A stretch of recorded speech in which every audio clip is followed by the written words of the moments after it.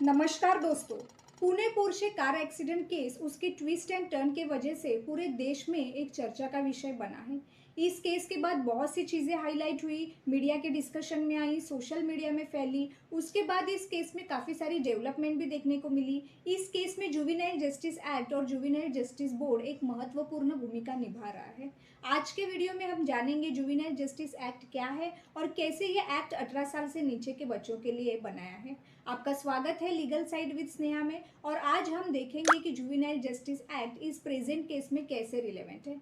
अगर आपको ये वीडियो अच्छी लगती है तो लाइक शेयर सब्सक्राइब करना ना भूलिए।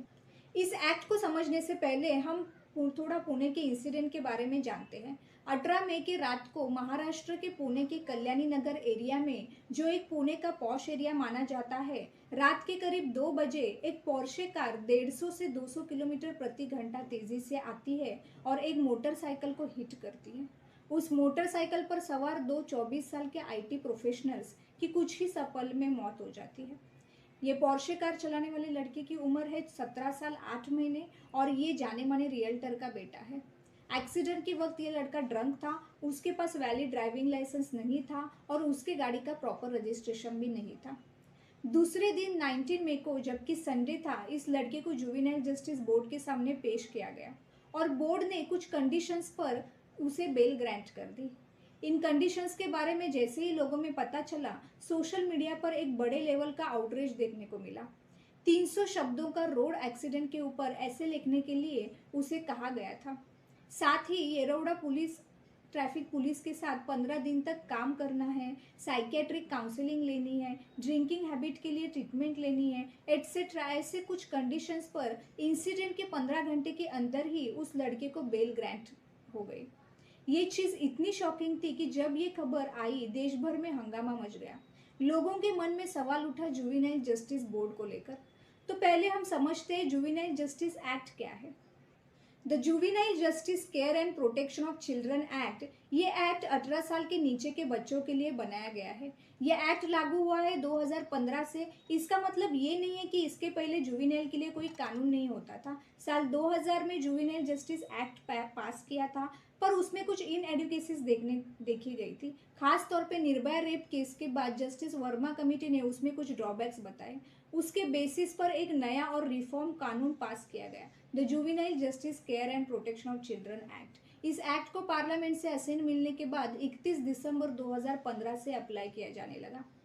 तो ये जुवेनाइल शब्द का मतलब क्या है? जुवेनाइल शब्द आम भाषा में क्रिमिनलिटी को जताता है, इसलिए 2015 के अमेंडमेंट में इस पर्टिकुलर टर्म को चेंज कर दिया गया और चाइल्ड या child in conflict with law, ये टर्म्स इस्तेमाल किए गए। जो 18 साल से नीचे हैं उन्हें चाइल्ड कहेंगे या माइनर कहेंगे। तो child in conflict with law का मतलब होता है कि हो सकता है ये बच्चे किसी तरीके का क्राइम करते हुए पाए जाते हैं। इस एक्ट का उद्देश्य जो बच्चे इन कन्फ्लिक्ट विथ लॉ है, मतलब कानून के साथ संघर्ष में हैं और जिन्हें केयर और प्रोटेक्शन की ज़रूरत है, उन्हें संरक्षण और सामाजिक पुनर्वसन प्रदान करना है। अब समझते हैं जुवेनाइल जस्टिस बोर्ड के बारे में। इस एक्ट के चैप्टर 3 में जुवेनाइल जस्टिस बोर्ड के बारे में बताया गया है। जुवेनाइल जस्टिस बोर्ड एक जुडिशरी बॉडी है जिसमें 18 साल तक के बच्चों को पेश किया जाता है। स्टेट गवर्नमेंट हर एक डिस्ट्रिक्ट में जुवेनाइल जस्टिस बोर्ड बनाती है। इस जुवेनाइल जस्टिस बोर्ड में 3 मेंबर्स होते हैं जिनकी अपॉइंटमेंट स्टेट गवर्नमेंट खुद करती है। 3 मेंबर्स में से एक मेंबर मेट्रोपॉलिटन मैजिस्ट्रेट होते हैं जिन्हें कम से कम 3 साल का एक्सपीरियंस होता है और बाकी के 2 मेंबर्स सोशल वर्कर हो सकते हैं, जिसमें से एक महिला होनी चाहिए। सोशल वर्कर में भी कुछ क्राइटेरिया है, जैसे ऐसे व्यक्ति जो बच्चों से संबंधित हेल्थ, एजुकेशन या वेलफेयर एक्टिविटीज़ में कम से कम 7 वर्षों तक एक्टिवली इन्वॉल्व है, या फिर जो चाइल्ड साइकोलॉजी में डिग्री के साथ एक प्रैक्टिसिंग प्रोफेशनल हो। ऐसे ही व्यक्ति इस बोर्ड के मेंबर रहेंगे। इसके अलावा हर डिस्ट्रिक्ट में चाइल्ड वेलफेयर कमेटी भी होती है, ताकि जो children in conflict with law है उनकी learning process, nutritional process, rehabilitation process, psychological counselling process, इन सारी चीज़ों का ध्यान रखा जाए। अब बारी आती है ऑफेंसेस की, मतलब क्राइम की। इस एक्ट के अंदर ऑफेंसेस को 3 कैटेगरी में डिवाइड किया गया है। हीनियस ऑफेंस मतलब बहुत ही घिनौना क्राइम, जैसे किसी का मर्डर किया या रेप किया तो वो हीनियस क्राइम में आता है। उसके बाद है सीरियस ऑफेंस और तीसरा है पेटी offence. Already existed Indian criminal law के अंदर हीनियस क्राइम में मिनिमम जेल 7 साल से ज़्यादा होती है और मैक्सिमम लाइफ इम्प्रिजमेंट या डेथ पेनल्टी हो सकती है। सीरियस ऑफेंस में 3 से 7 साल की जेल होती है और पेटी ऑफेंस में मैक्सिमम 3 साल की जेल होती है। 19 मई की सुबह पुणे पुलिस के द्वारा इस लड़के के ऊपर एक एफआईआर फाइल की जाती है। किस सेक्शंस में ये एफआईआर फाइल की जाती है, ये अपने आप में एक अलग कंट्रोवर्सी है। इसे सेक्शन 304A के अंडर फाइल किया जाता है, ना कि सेक्शन 304 के अंदर। क्या मेजर डिफरेंस है इन दो सेक्शंस में? सेक्शन 304A कहता है डेथ बाय नेग्लिजेंस, यानी कि आपकी गलती की वजह से किसी की मौत हो गई। इस सेक्शन में मैक्सिमम पनिशमेंट 2 साल तक की जेल है। वही दूसरी तरफ सेक्शन 304 कहता है culpable homicide not amounting to murder, जिसमें कल्पेबल होमिसाइड का मतलब है कि आपको पता है कि आपकी इस गलती की वजह से किसी की मौत हो सकती है, पर फिर भी आपने ये गलती करी। हालांकि ये मर्डर नहीं है, क्योंकि मर्डर में डायरेक्ट इंटेंशन होता है किसी को मारने का, इसमें वो नहीं है। इसलिए सेक्शन 304 की मैक्सिमम पनिशमेंट है 10 साल तक की जेल। तो सेक्शन 304A और सेक्शन 304 में यही डिफरेंस है। सेक्शन 304A आप नहीं जानते कि आपकी इस गलती की वजह से किसी की मौत हो सकती है, या फिर सेक्शन 304 आपको नॉलेज है कि आप ये गलती करेंगे तो किसी की जान जा सकती है या मौत हो सकती है। अब आप ही बताओ दोस्तों कि आज के दिन कोई इंसान ऐसा होगा जो ये नहीं जानता हो कि शराब के नशे में गाड़ी चलाने से, और वो भी इतनी नैरो सड़क पर, एक्सीडेंट हो सकता है और किसी की मौत हो सकती है। इसलिए ये सवाल उठता है कि 304A क्यों फाइल किया गया, 304 क्यों नहीं फाइल किया गया। इसके अलावा लड़के के ऊपर और भी कुछ सेक्शंस लगाए गए। सेक्शन 279 रैश ड्राइविंग का, सेक्शन 337 और 338 किसी आदमी को हर्ट पहुंचाना, और सेक्शन 427 मिसचिफ का। इसके साथ ही मोटर व्हीकल एक्ट के सेक्शंस लगाए जाते हैं। Section 184 driving dangerously, 119 duty to obey traffic sign, 177 general provisions for punishment of offences.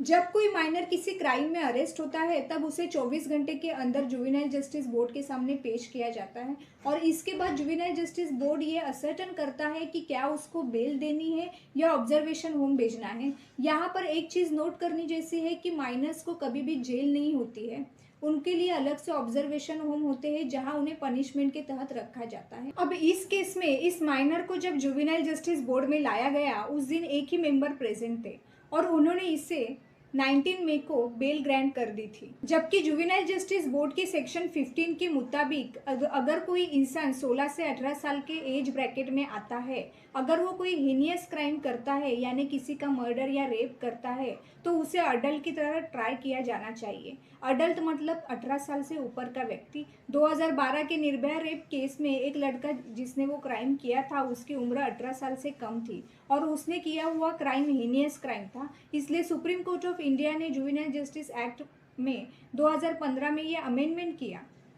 Court ने ये ऑब्जर्व किया कि बहुत सारे बच्चे जो 16 से 18 साल के बीच है, उनकी मेंटल डेवलपमेंट ऑलमोस्ट अडल्ट जितनी होती है। तो जुवेनाइल जस्टिस बोर्ड ने की ये रिस्पॉन्सिबिलिटी होती है कि वो प्रिलिमिनरी असेसमेंट में माइनर की साइकोलॉजिकल काउंसलिंग और टेस्टिंग करे, जिससे ये पता चले कि क्या उसे अडल्ट की तरह ट्राई किया जाना चाहिए या नहीं। फिर भी पुणे के केस में 19 मई को बोर्ड ने लड़के की अडल्ट की तरह ट्रायल करने की एप्लीकेशन डिनाई कर दी थी। 2 दिन बाद 22 मई को इस लड़के को फिर से जुवेनाइल जस्टिस बोर्ड में प्रोड्यूस किया गया। तब एक सेक्शन 185 और लगाया जाता है for driving under the influence of alcohol. Board ने उसकी बेल कैंसिल कर दी और उसे 15 जून तक येरवड़ा के नेहरू उद्योग केंद्र ऑब्जर्वेशन होम के अंदर रिमांड कर दिया। 5 जून के हियरिंग में रिमांड को 12 जून तक एक्सटेंड कर दिया गया। अब जुवेनाइल जस्टिस बोर्ड के पास 3 महीने का टाइम होता है, जिसमें वो प्रिलिमिनरी असेसमेंट करके डिसाइड करते हैं कि उस बच्चे को अडल्ट की तरह ट्रायल किया जाना चाहिए क्या माइनर की तरह। अगर वो बच्चा चाइल्ड की तरह ट्राई होता है, चाइल्ड की तरह कौन ट्राई होता है, हर वो 16 या 16 साल से नीचे का बच्चा, और 16 से 18 साल में हीनियस ऑफेंस में बोर्ड के मुताबिक अगर उसकी मेंटल कैपेसिटी अडल्ट जितनी नहीं हो तो वो बच्चा चाइल्ड की तरह ट्राई किया जाएगा। तो इन चाइल्ड के लिए जो डिसीजन होगा वो जुवेनाइल जस्टिस बोर्ड ही देगा। उन्हें पनिशमेंट के तौर पर डिपेंडिंग अपॉन उन्होंने क्या ऑफेंस किया है, कम्युनिटी सर्विस करने बोला जाता है या गार्डियन को फाइन भरना होता है या ऑब्जर्वेशन होम भेजा जाता है। यहाँ पर काउंसलिंग और सही एजुकेशन के जरिए रिफॉर्म करने का भी चांस होता है इन बच्चों को। तो अगर उसे कोई सज़ा सुनाई जाती है, मान लीजिए 7 साल या 10 साल की सज़ा सुनाई जाती है, तो उन्हें 21 उम्र होने तक असेस किया जाता है कि उनमें कोई सुधार आया है या नहीं। उसके बाद ये देखा जाता है कि उसे बाकी के साल कहाँ रखना है। लेकिन अगर उसे अडल्ट की तरह ट्राई किया जाना है तो उस माइनर पर आईपीसी के सेक्शंस लगा के वो केस चिल्ड्रंस कोर्ट या जुवेनाइल कोर्ट में भेज दिया जाता है। हर एक स्टेट में जहाँ जहाँ डिस्ट्रिक्ट लेवल पर सेशन कोर्ट्स है वहाँ पे चिल्ड्रंस कोर्ट भी होने चाहिए। चिल्ड्रंस कोर्ट और भी कानून को कैटर करता है। For example POCSO act, protection of children from sexual offences act, और इसके अलावा national commission for protection of child right जो 2005 में पास हुआ था, इसके अंडर भी चिल्ड्रंस कोर्ट में ऑफेंसेस का ट्रायल होता है। यहाँ पर नोट करने की बात यह है कि चिल्ड्रंस कोर्ट इन्हें जेल की सज़ा सुना सकता है। 21 मई को इस लड़की के पिता को भी अरेस्ट कर लिया जाता है। तो पिता को अरेस्ट करने का रीज़न क्या था, जबकि गलती तो बच्चे की थी। तो जुवेनाइल जस्टिस एक्ट का सेक्शन 75 कहता है कि यदि कोई माइनर निग्लिजेंस से कोई अपराध करता है तो उस माइनर के लीगल गार्डियन मतलब उसके पेरेंट्स पनिशमेंट के लिए लायबल होते हैं। अगर उन्होंने बच्चे को लापरवाही से छोड़ दिया है, अब पिता ने यहाँ पे क्या लापरवाही की कि ये जानते हुए कि अपना लड़का लीगल एज ऑफ ड्राइविंग में नहीं आता है, लड़के के पास ड्राइविंग लाइसेंस नहीं है, गाड़ी रजिस्टर नहीं है, फिर भी उन्होंने लड़के को गाड़ी चलाने के लिए दे दी। तो एक तरीके से आपने जानबूझकर अपने बच्चे को लापरवाही से छोड़ दिया। फादर के अलावा पुलिस ने लड़के के ग्रैंडफादर को भी 22 मई को अरेस्ट किया। फादर और ग्रैंडफादर पर ड्राइवर की किडनैपिंग का आरोप लगा था। दोनों व्यक्तियों के ऊपर आईपीसी के सेक्शन 365 किडनैपिंग और सेक्शन 368 अवैध रूप से किसी व्यक्ति को कैद करना इसके तहत आरोप लगाए गए। इन दोनों की पुलिस कस्टडी 10 जून तक एक्सटेंड कर दी गई थी। इसके अलावा उस रात जब ये लड़का अपने दोस्तों के साथ 2 क्लब्स में गया था जहां पर उन्हें अल्कोहल सर्व किया गया, उन क्लब्स के ओनर्स को, मैनेजर्स को और एम्प्लॉयज़ को अंडर एज बच्चों को अल्कोहल सर्व करने के कारण अरेस्ट किया गया। क्योंकि महाराष्ट्र में लीगल एज ऑफ ड्रिंकिंग है 25 साल, इनको भी जुवेनाइल जस्टिस एक्ट के सेक्शन 75 और 77 के तहत अरेस्ट किया गया और इन्हें 10 जून तक पुलिस कस्टडी सुनाई गई। इन्वेस्टिगेशन में ये पता चला कि लड़के को ड्रंक नहीं साबित करने की कोशिश ससून हॉस्पिटल के 2 डॉक्टर्स और एक स्टाफ द्वारा की गई। 19 मई को सुबह 11 बजे माइनर को ब्लड टेस्टिंग के लिए ससून हॉस्पिटल में भेजा था, जो एक गवर्नमेंट हॉस्पिटल है। इन्वेस्टिगेशन में ये पता चला कि डॉक्टर्स ने माइनर के ब्लड सैंपल किसी दूसरे व्यक्ति के साथ स्विच करने की कोशिश की, जबकि बताया जाता है कि वो उस माइनर की माँ के सैंपल थे। 27 मई को पुलिस ने इन डॉक्टर्स को और इनके साथ मिले हॉस्पिटल के स्टाफ को अरेस्ट किया। 1 जून को इस लड़की के मां को भी अरेस्ट कर लिया गया। सेशंस कोर्ट ने इनकी कस्टडी 10 जून तक बढ़ाई है और डॉक्टर्स की कस्टडी 7 जून तक थी, जो अब 14 डेज के लिए एक्सटेंड करने का ऑर्डर सेशंस कोर्ट द्वारा दिया गया है। 27 मई को जुवेनाइल जस्टिस बोर्ड के 2 मेंबर्स पर कार्रवाई की जांच करने के लिए और देखने के लिए कि माइनर को बेल देने में सही प्रक्रियाओं का पालन किया था कि नहीं, Maharashtra women and child development commission ने एक 4 सदस्यीय समिति का गठन किया। उसके रिजल्ट जल्दी हमारे सामने आएंगे। इस केस में प्रॉब्लम ये आती है कि आईपीसी का सेक्शन 304 भी कोई मिनिमम सेंटेंस नहीं देता जेल का।